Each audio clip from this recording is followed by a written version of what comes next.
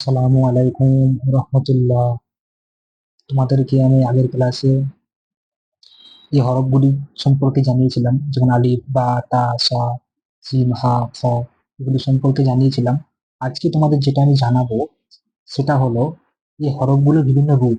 মানে এখানে ধরো আলিফ আছে, এখানে তুমি দেখতে পাচ্ছ আলিফ আছে, বা আছে, তা আছে, সা আছে, জিম আছে, হা আছে, খ আছে, ডাল আছে, জাল আছে, র আছে, জ আছে, সিন। সিন নামে যতগুলো অক্ষর, 29টা অক্ষর আছে। প্রত্যেকটা অক্ষরের বিভিন্ন রূপ আছে। আলিফকেও বিভিন্ন রূপে প্রকাশ করা হয়, বাকেও বিভিন্ন রূপে প্রকাশ করা হয়। কারণ তুমি যখন কোরআন পড়বে তখন এখানে হয়তো একটা, মানে একটা লাইনে বা একটা আয়াতে ধরো আলিফ লেখা আছে, আলিফটাকেও সেখানে বিভিন্ন রূপে প্রকাশ করে। এই আলিফটা হয়তো এরকম দেখতে না, কিন্তু ওটা অন্য অন্য রূপে প্রকাশ করা হয়েছে। ওটাই আলিফ, ওটাই আলিফ, ওটা আলিফ বলবো। যেমন ধরো তোমার ইংলিশে কিরকম থাকে, ইংলিশে ABCD থাকে তো।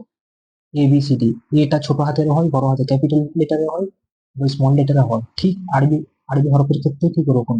এটা ওর এখানে ক্যাপিটাল লেটার স্মল লেটার বলবো না, এখানে বিভিন্ন রূপ আছে প্রত্যেকটা হরফের। তো আজকে আমরা সেগুলি সম্পর্কে জানবো। চলো দেখো, এখানে এখানে হরফগুলি দেখো। এখানে কি লেখা আছে? যুক্ত অবস্থায় বর্ণমালার বিভিন্ন রূপ। মানে এখানে প্রত্যেকটা অক্ষরকে, প্রত্যেকটা হরফকে বিভিন্ন রূপে প্রকাশ করা হয়েছে। যেমন দেখো এখানে কি লেখা আছে? আলিফ। আলিফকে দেখো দুটি ভাগে ভাগ করা হয়েছে এখানে। দেখো এখানে আলিফটা এরকম হতে পারে, এরকম হতে পারে, কারণ যখন কোরআন পড়বে তখন এই আলিফটাই এখানে এরকম ভাবে প্রকাশ করা হবে। দুরকম ভাবে প্রকাশ করা হয় আলিফকে। তাহলে কত ভাবে প্রকাশ করা হয়? আলিফকে এখানে দুরকম ভাবে প্রকাশ করা হয়। আলিফকে এরকম ভাবে প্রকাশ করা হবে, এরকম ভাবে প্রকাশ করবে, কিন্তু দুটোই আলিফ। আলিফকে এখানে দুরকম ভাবে প্রকাশ করা যায়। আলিফের দুটি রূপ আছে, এটাও আলিফ, এটাও আলিফ। ঠিক সেরকম ভাবে এখানে বা দেখো, এটাকে কি বলবো? বা। বা, বায়ের নিচে এক নক্তা। আমি বলেছিলাম যে নক্তাগুলোকে তোমরা ভালোভাবে জেনে রাখবে।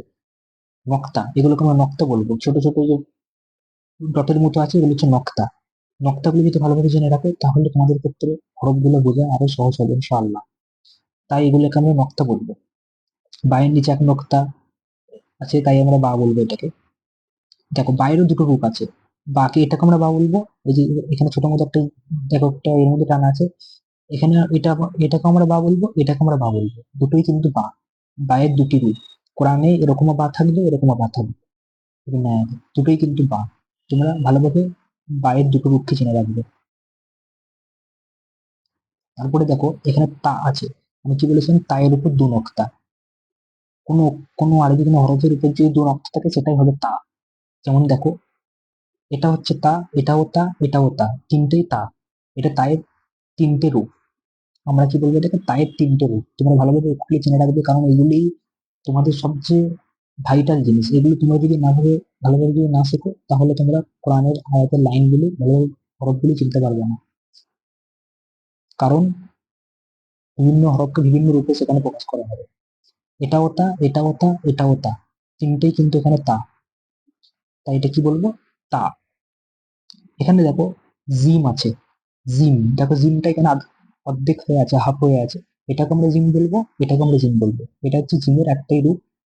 এখানে যেমন জিমের আর কোনো রূপ নেই, জিমের একটাই রূপ, এটাই হচ্ছে জিম। এটাও জিম, এটাও জিম, জিমের একটাই রূপ।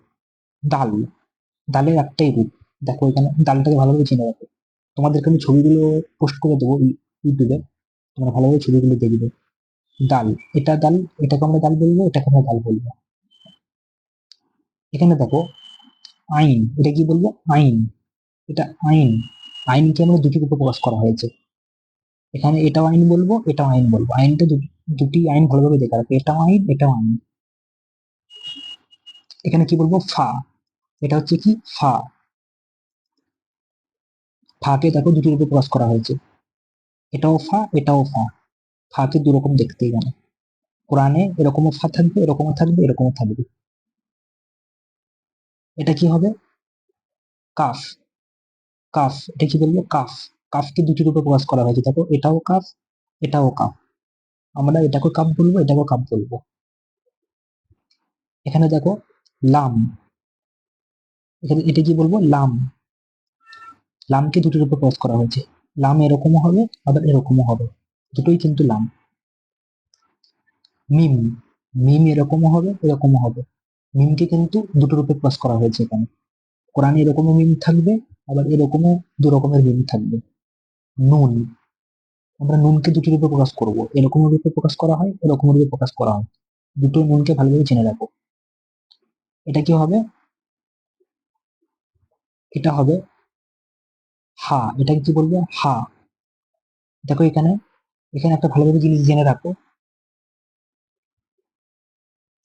হাটা কিন্তু এখানে অন্যভাবে দেওয়া আছে, এটা কিন্তু হা। দেখো এখানে একটু কিউ এর মতো দেখতে লাগছে, তো এটা হা হবে। এটা কি বলবো? হা। এবার হায়ের তিনটে রূপ আছে, এই হাকে তিনটে রূপে প্রকাশ করা হয়েছে এখানে। দেখো তোমরা ভালোভাবে হাটাকে চিনে রাখো, এটা কিন্তু হা, এটাও হা, এটাও হা, এটাও হা। এখানে এখানে একটা জিনিস তোমাদের আমি জানিয়ে রাখি, কোরআনে কিন্তু এরকমও হা থাকবে, এরকমও হা থাকবে, তাই ওরকমও থাকবে, এরকমও থাকবে। আবার তার তিনটে রূপ, আবার এখানে তিনটে রূপ দেওয়া হয়েছে, হা কিন্তু এরকমও থাকবে, এরকমও থাকবে, এরকমও থাকবে। তাই আমরা এখানে হায়ের অনেকগুলো রূপ দেখলাম, এটাও হা, এটাও হা, এটাও হা, এগুলো হা। যেটা দেখালাম ওটাও হা, ওটা সাধারণ হা। এখানে দেখো, এখানে বলা হয় যে হামজা, এটা হামজা, তোমরা জানো এটা হামজা। এবার হামজার দুটি রূপ আছে, হামজাটা এরকমও হবে, আবার এরকমও হবে, দুটি কিন্তু হামজা। হামজার দুটি রূপ। ইয়া, এটা কি বলবো? ইয়া, নিশ্চয়ই জানো ইয়া। এবার ইয়াকে দুরূপে প্রকাশ করা হয়েছে, এরকমও ইয়া থাকবে, এরকমও থাকবে কোরআনের মধ্যে। তাই তোমরা ভালোভাবে এগুলিকে, তার জন্য ভালোভাবে এগুলিকে জেনে রাখো, এবং এগুলিকে ভালোভাবে তোমরা প্র্যাকটিস করো ভালোভাবে, তাহলে কোরআনের ক্ষেত্রে আরো সহজ হবে। এই পরের ক্লাসে তোমাদেরকে আবার দেখা হবে। আসসালামু আলাইকুম।